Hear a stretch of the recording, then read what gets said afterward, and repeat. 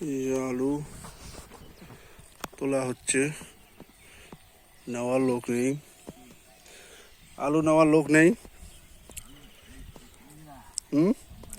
আচ্ছা শ্যামলা, এই বস্তাগুলো ওই যে আগের বার ছিল 10 টাকা করে, এই যে বস্তাগুলো বুঝছিস, এইবার নীল দাম 24 টাকা।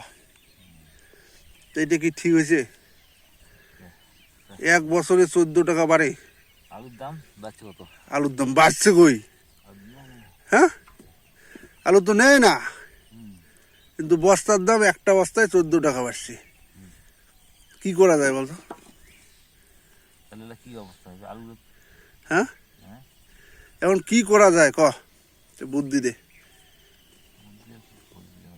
আলু তুললে না তুললে তো হয় না। হ্যাঁ, তুললেও তো লস, আলু তো নেওয়ার লোক নেই। প্যাকেটের দাম ফিরে দিই, লেবারের দাম কি করবি?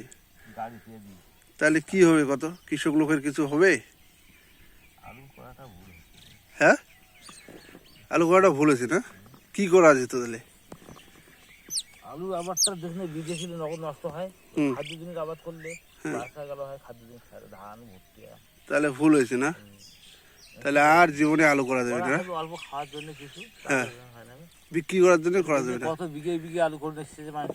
হ্যাঁ, এটা করা যাবে না। তা করে